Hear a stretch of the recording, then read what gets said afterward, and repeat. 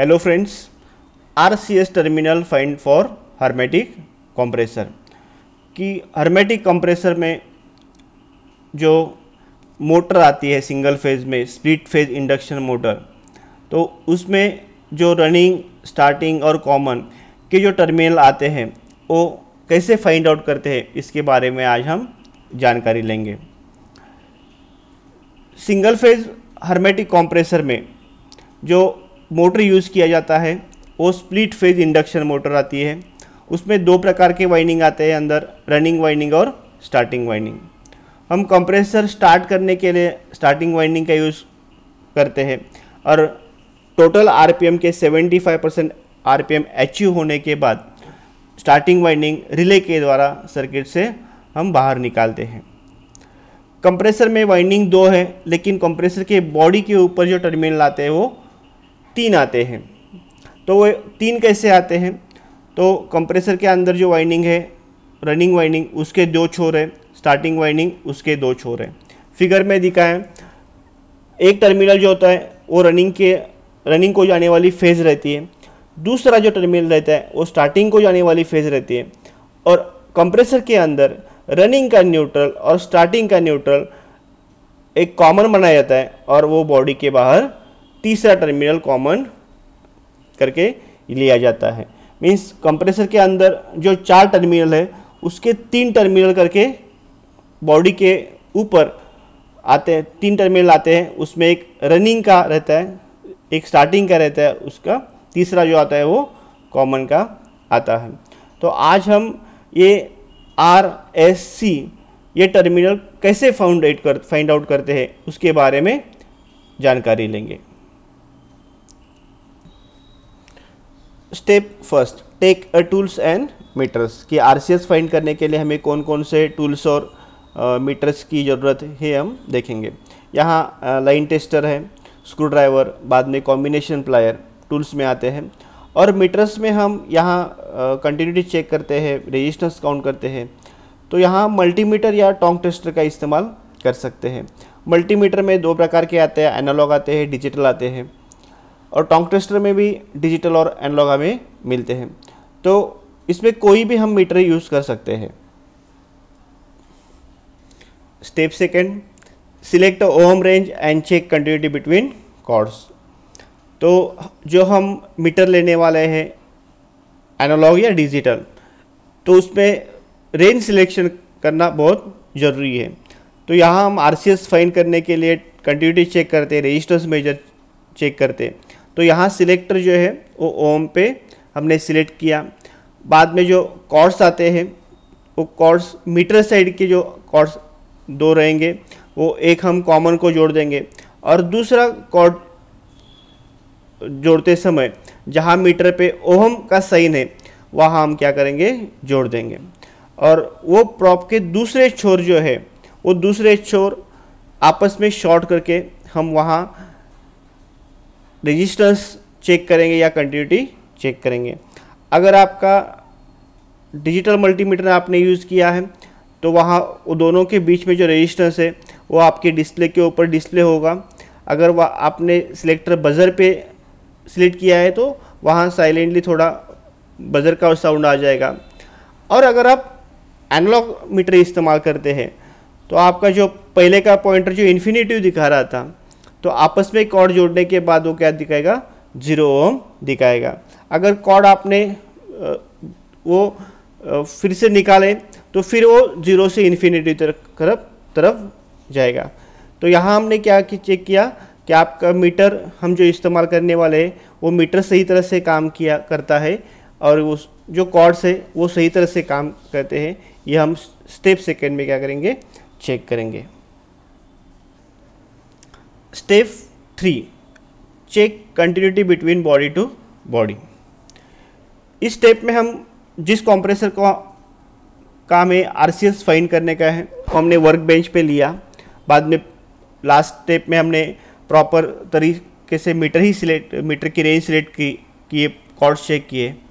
अभी हम यहाँ बॉडी टू बॉडी क्या करेंगे, कंटिन्यूटी चेक करेंगे। मीन्स यहाँ जो मल्टीमीटर के दोनों कॉर्ड्स है वो दोनों कॉर्ड्स के दूसरे छोर जो है वो दूसरे छोर कंप्रेसर के बॉडी के ऊपर लगाएंगे। और लगाते समय ये ध्यान देंगे कि जहाँ कंप्रेसर के बॉडी के ऊपर कलर नहीं है वहाँ हम क्या करेंगे, वो कॉर्ड्स प्लेस करेंगे।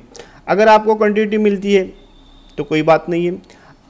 इफ़ नो कंटिन्यूटी, अगर आपको कंटिन्यूटी नहीं मिलती है तो remove the colour where cord is placed from compressor, कि अगर आपको आपके दोनों जो प्रॉब है दोनों कंप्रेसर के बॉडी के ऊपर है और फिर भी आपको कंटिन्यूटी नहीं मिल रहा है तो आप क्या करेंगे, वही प्रॉब से थोड़ा सा जो बॉडी के ऊपर जो कलर होगा या रस्ट होगा वो क्या करेंगे, आप रिमूव करेंगे और यहाँ body to body continuity check करेंगे। अभी ये जो स्टेप्स है ये इम्पोर्टेंट क्यों है, क्योंकि अगले स्टेप में हम क्या करेंगे, body to terminal continuity check करेंगे। तो वो चेक करने से पहले हमें ये स्टेप प्रॉपर तरीके से चेक करना पड़ता है। Step 4, check continuity between body to terminal. यहाँ हम क्या करेंगे, कंप्रेसर की बॉडी और कंप्रेसर के जो टर्मिनल रहते हैं RCS, रनिंग स्टार्टिंग कॉमन, कि उसके दोनों के बीच में क्या करेंगे, कंटिन्यूटी चेक करेंगे। इसको हम क्या बोलते हैं, कंप्रेसर का बॉडी शॉट भी हम बोलते हैं। ये कैसा करेंगे कि यहाँ लास्ट स्टेप में हमने क्या किया था कि कंटिन्यूटी बॉडी टू बॉडी लिया था, मीन्स दोनों कॉर्ड जो थे मल्टीमीटर के या मल्टीमीटर या टोंग टेस्टर के, वो दोनों बॉडी पे रखे थे। अभी क्या करेंगे, वो दोनों में से एक वही रखेंगे और दूसरा कॉर्ड बॉडी से हटा के पहले क्या करेंगे, पहले बी टर्मिनल पे हम रखेंगे और बी और बॉडी मीन्स बी टर्मिनल और बॉडी, इसके दोनों के बीच में हम क्या करेंगे, टर्मिनल की कंटिन्यूटी चेक करेंगे। ऐसे करके पहले बी और बॉडी, बाद में ए और बॉडी और सी और बॉडी, इस तीनों टर्मिनल का एक एक करके बॉडी से कंटिन्यूटी क्या करेंगे, चेक करेंगे। यहाँ if continuity between terminal to body compressor is body short, अगर आपने एक कॉर्ड बॉडी पे रखा है कंप्रेसर के और दूसरे टर्मिनल पे रखा है और उसमें अगर आपको कंटिन्यूटी मिल जाए तो वो कंप्रेसर क्या है, बॉडी शॉट है। मीन्स तीनों में आपको चेक करना है, तीनों टर्मिनल पे आपको ये चेक करेगा। अगर कोई भी टर्मिनल और बॉडी के बीच में अगर आपको कंटिन्यूटी मिलती है तो वो कंप्रेसर बॉडी शॉट है। वो कंप्रेसर बॉडी शॉट है तो आप वो चला नहीं सकते हैं। तो यहाँ हमने क्या चेक किया, कंप्रेसर बॉडी शॉट टेस्ट किया। अगर तीनों में मुझे तीनों टर्मिनल में मीन्स बी और बॉडी, सी और बॉडी और ए और बॉडी, इसमें अगर कंटिन्यूटी नहीं मिलती है तो आपका कंप्रेसर बॉडी शॉट नहीं है, आप उसका इस्तेमाल कर सकते हैं।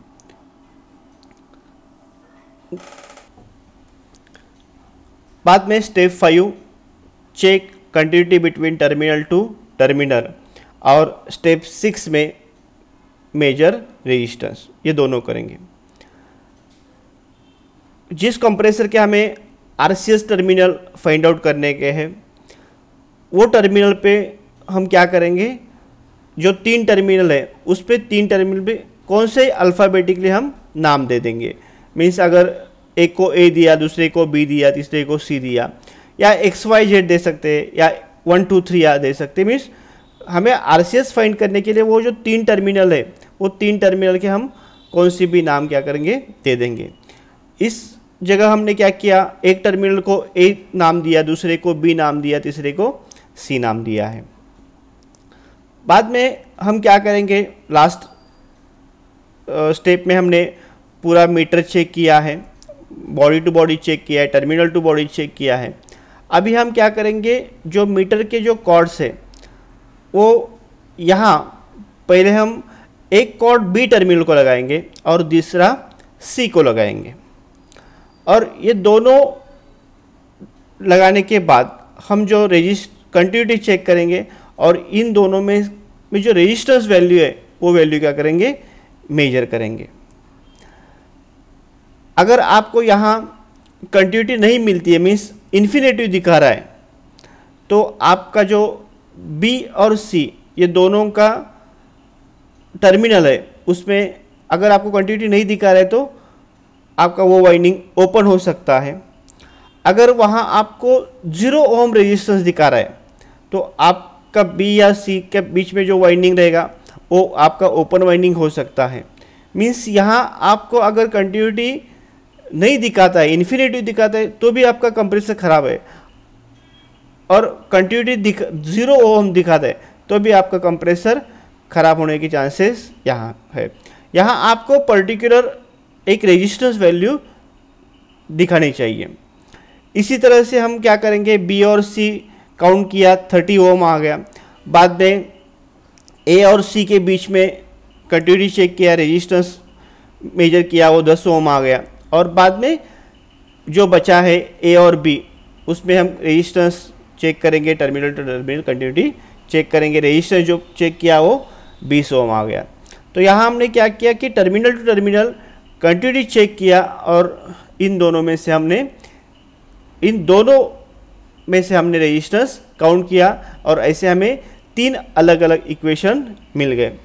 लास्ट में बताया if no continuity between terminal to terminal compressor winding is open. अगर आपको दोनों टर्मिनल के बीच में कंटिन्यूटी नहीं मिलती है तो आपका जो कंप्रेसर का अंदर का वाइंडिंग है वो ओपन हो सकता है।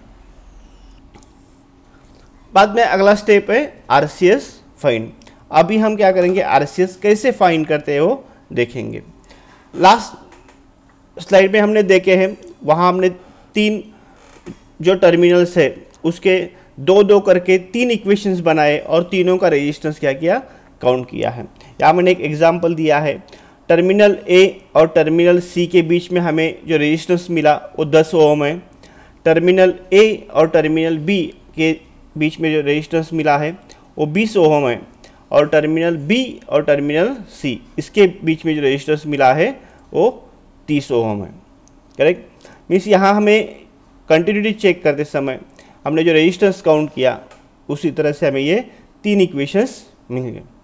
अब ये 3 इक्वेशंस आपको जो मिले हैं तो उसमें आपने जो वैल्यू मेजर किया है, रेजिस्टेंस वैल्यू मेजर किया है, वो आप कैसे चेक कर सकते हैं कि इसमें 3 में से कोई भी 2 टर्मिनल का, कोई भी 2 इक्वेशन का रेजिस्टेंस तीसरे के बराबर आना चाहिए।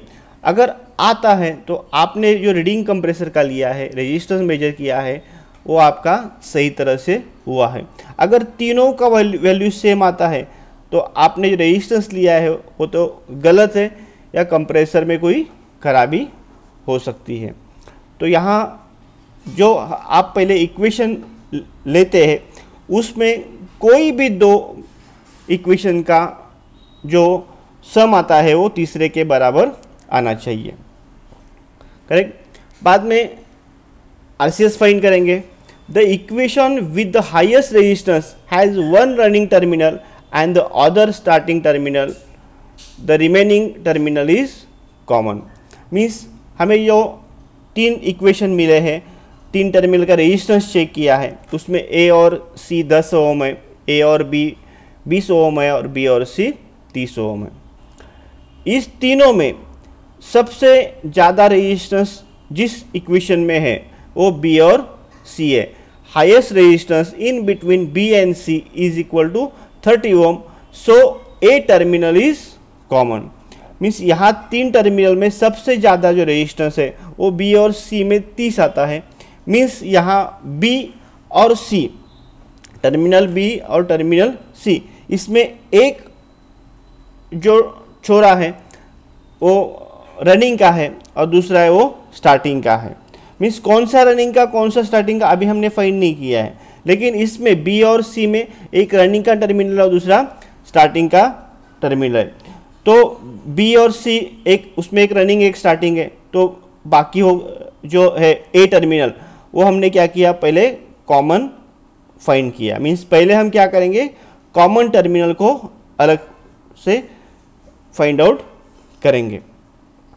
बाद में taking the equations where A terminal is common in 2 equations, कि हमने A टर्मिनल जो कॉमन है वो पहले फाइंड आउट किया, बाद में जो 2 इक्वेशन में A कॉमन आता है वो हम क्या करेंगे, 2 इक्वेशंस लिख के लेंगे। उसमें A प्लस सी आता है 10 ओम और A प्लस बी आता है 20 ओम। मीन्स पे इसमें A जो है दोनों इक्वेशन में, ये उसमें क्या है, कॉमन है। अभी in this equations the value of A terminal is understood as 0 and the value of the remaining terminal is found. कि ये जो दो टर्मिनल है A प्लस सी 10 ओम और A प्लस बी 20 ओम, इसमें अगर हम A का वैल्यू 0 मान ले तो पहले इक्वेशन में क्या आएगा, 0 plus C is equal to 10 ohm. Means यहाँ C का वैल्यू जो आएगा वो कितना आएगा, 10 ओम आएगा। और दूसरे में देखेंगे A plus B is equal to 20 ohm. अगर A हमने 0 मान लिया तो B का वैल्यू आ गया 20 ओम। तो A C 10 ओम और B 20 ohm. So terminal C terminal is a running and B is the starting. यहाँ क्या होता है कि जिसमें रेजिस्टेंस ज़्यादा आता है वो स्टार्टिंग का टर्मिनल आता है। Starting winding resistance is higher than running winding. Means हमने पहले क्या किया, जो A टर्मिनल है वो फाइंड आउट किया, मीन्स जो कॉमन फाइंड आउट किया, और बाद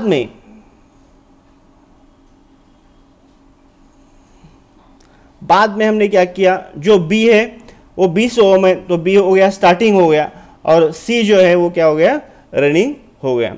तो इस तरह से हम क्या कर सकते हैं, जो RCS कंप्रेसर का है, मीन्स रनिंग कॉमन और स्टार्टिंग टर्मिनल्स है, वो जो हम बाहर से आइडेंटिफाई नहीं कर सकते वो हम रेजिस्टेंस मेजर करके आइडेंटिफाई कर सकते हैं। अभी ये जो मेथड है ये हम नॉन इन्वर्टर कंप्रेसर के लिए यूज करते हैं।